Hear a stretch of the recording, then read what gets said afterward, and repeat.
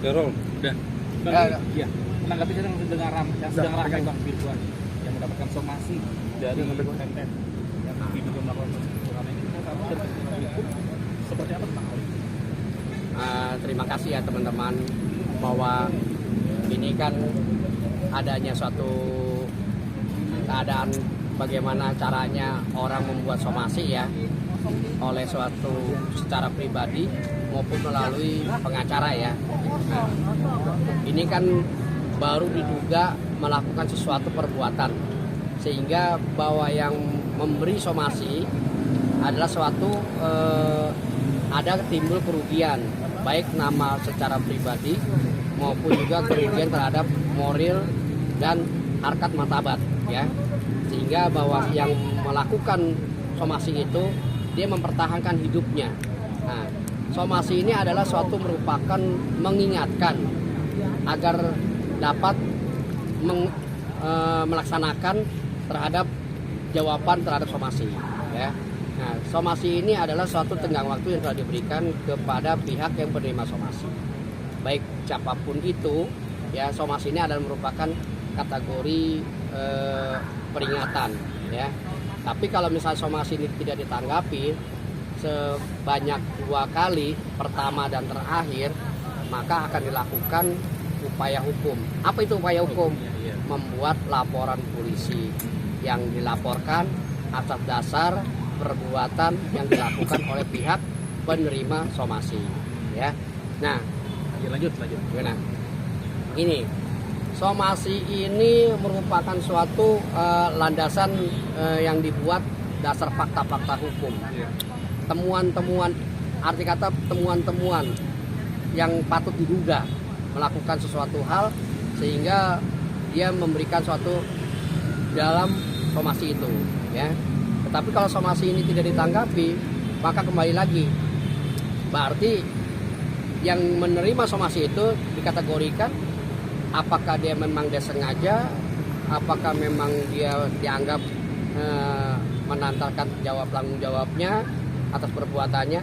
Kalau misalnya ada orang yang menerima somasi ya, terus nggak mengakui perbuatannya, dia harus jawab atas didasari apa jawabannya sehingga menangkis dalil-dalil somasi itu. Tapi kalau misalnya dia biarkan atau dia melakukan suatu pembiaran, maka si pemberi somasi maka melakukan tindakan hukum setelah 2 kali, pertama dan terakhir.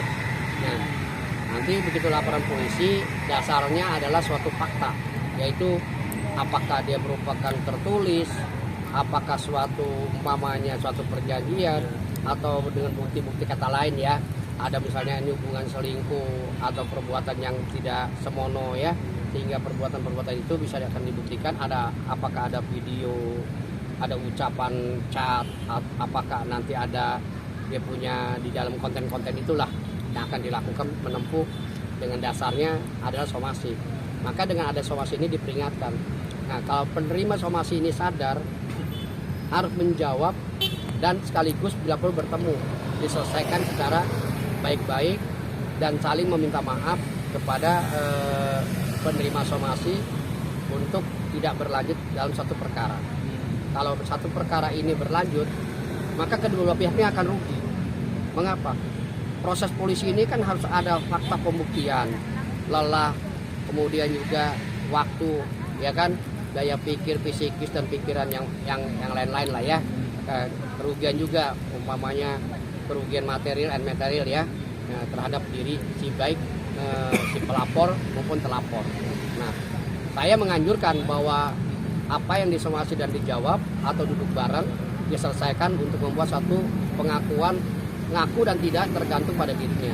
Yang penting dan meminta maaf dan mengakhiri daripada suatu perkara.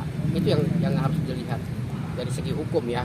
Bang, oke, satu Bang, ini kan somasi diberikan oleh pihak ketiga, ini somasi terbuka.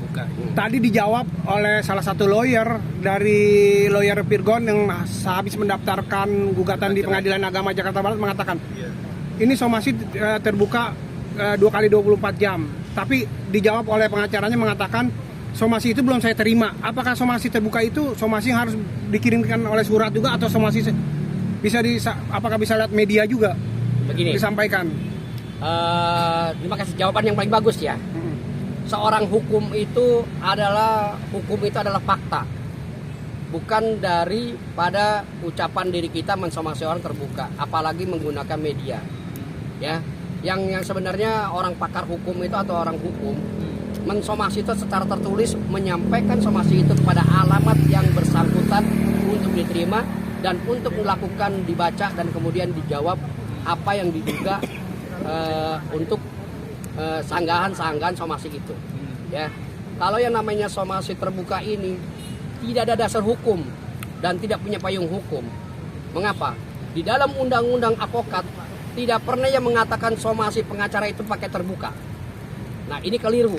Makanya saya mengharapkan kepada profesi-profesi advokat, janganlah memainkan terhadap somasi terbuka, karena somasi terbuka itu tidak ada substansi dalam satu perkara. Mengapa? Karena bahwa somasi itu cuma hanya ada orang melihat dan juga tidak tertulis dan tidak punya konsekuensi. Karena apa? Tidak bisa dibaca secara mendetil dan juga tidak bisa dilihat secara mendetil karena hanya sekilas info bagaikan iklan. Ya, nah, somasi terbuka ini baik menggunakan pakai media medsos ya, elektronik ya, menggunakan handphone maupun pakai televisi ya, maupun